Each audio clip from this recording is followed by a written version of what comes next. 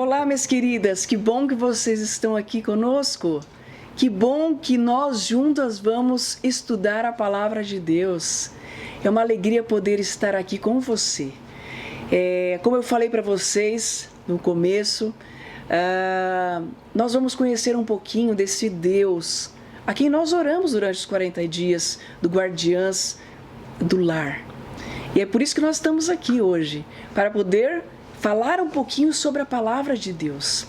E hoje nós vamos falar sobre as Escrituras. O que tem as Escrituras? O que é a Bíblia? A Bíblia foi passada por vários nomes, como Santa Escritura, Sagradas Letras, Palavra de Deus, e atualmente está com a Bíblia Sagrada. O que a Bíblia tem para te ensinar? O que é que Deus fala sobre aonde encontrar as Escrituras? Que repreensão severa Jesus fez aos líderes religiosos de sua época? Quais são algumas coisas em que a Bíblia se apresenta? Como é que Jesus usava? Existia Bíblia naquela época? O que Jesus fazia para conhecer um pouco mais a vontade de Deus? Essa e muitas outras mais perguntas vão ser respondidas a partir de agora, pelo pastor Arilton. E eu quero dizer para vocês que vocês também receberão, e vão receber sempre, um script de tudo aquilo que nós vamos falar durante esse período que vamos estudar a Bíblia. E é com esse script, é com esta folhinha que vocês vão anotar todas as suas questões, vão responder algumas perguntas que existem para que vocês possam aprender mais, ok? Então, a partir de agora, nós vamos ficar com o pastor Arilton e depois nós vamos voltar e vamos conversar um pouquinho para o encerramento desse primeiro estudo que é sobre as Escrituras. Que Deus esteja com você.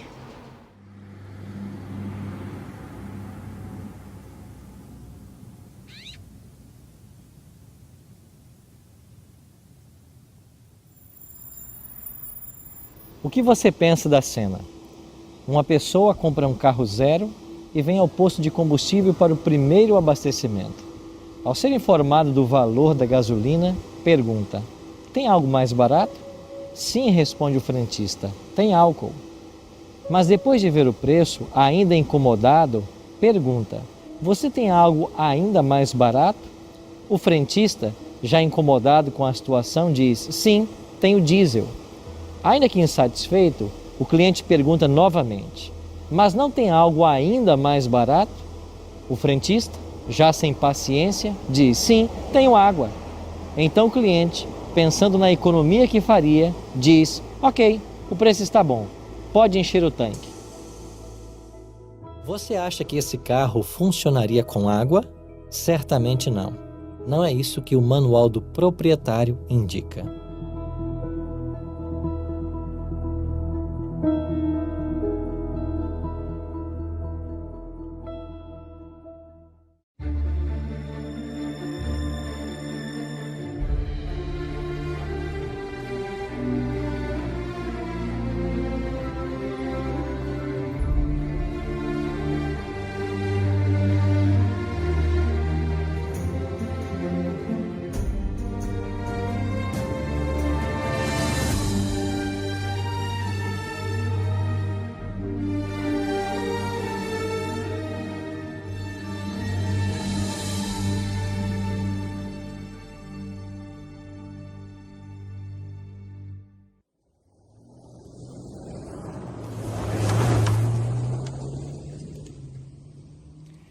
Você já percebeu que a maioria das coisas que nós compramos vem com um manual orientando o seu bom funcionamento?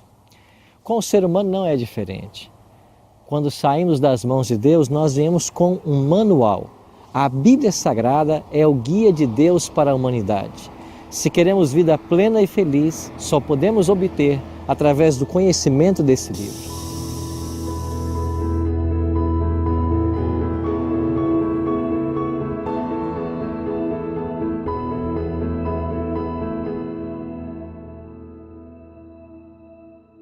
Jesus, ele era um profundo conhecedor das Escrituras. Desde sua infância, já com 12 anos de idade, ele discutia com os doutores da lei no templo.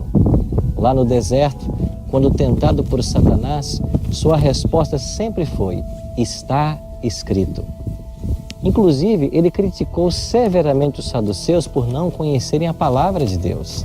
Jesus declarou para eles: errais não conhecendo as Escrituras, e nos aconselha a examiná-las, porque elas contêm o testemunho da vida que é Ele próprio.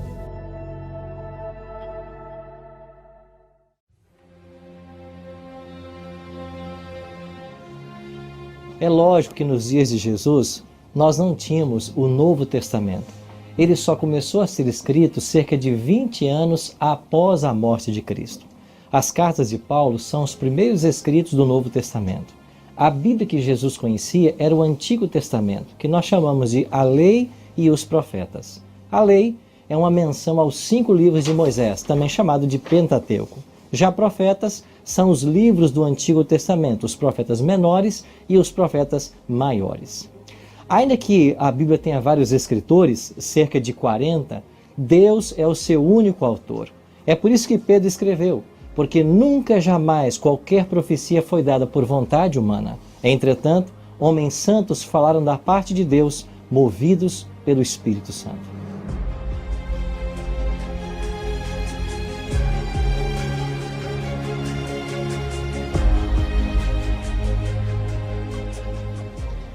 A Bíblia é um livro antigo. Ela não pode ser comparada a nenhum outro livro conhecido. Ela foi produzida num período superior a 1500 anos e, de uma forma miraculosa, ela chega até os nossos dias. O Espírito Santo, seu autor, não só assistiu à produção, como também à preservação do texto sagrado. E aqui, nesse local, às margens do Mar Morto e diante das colinas do Qumran, foram achados os manuscritos do Mar Morto. Eram cópias de vários documentos de natureza secular, mas também de livros do Antigo Testamento. Eles foram preservados pelos essênios. Este povo habitou esta região entre os anos 185 a.C. até 68 depois de Cristo. Eram pessoas desiludidas com a vida que levava a sociedade e então retiraram-se para o deserto a fim de viverem em mosteiros e se dedicarem aos estudos dos livros sagrados e à oração. Quando perceberam que os romanos vinham atacar Jerusalém, que estava a 20 quilômetros daqui, eles então esconderam seus pertences nessas cavernas, na intenção de recuperá-los quando o perigo tivesse passado. E foi assim que eles nos legaram os preciosos manuscritos do Antigo Testamento. Os manuscritos do Mar Morto são, de longe, a versão mais antiga do texto hebraico e, atualmente, estão guardados no Santuário do Livro, no Museu de Israel, em Jerusalém.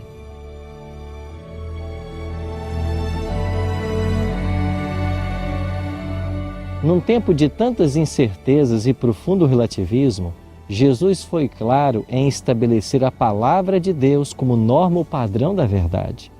Muitos segmentos religiosos e filosóficos acreditam em outras fontes como norma de verdade. O budismo acredita nos ensinos de Buda, o islamismo acredita no Alcorão e o espiritismo nos escritos de Allan Kardec. Todavia, o cristianismo, para ser autêntico, deve lançar mão apenas da Bíblia como suprema e única autoridade normativa e regra de fé e prática.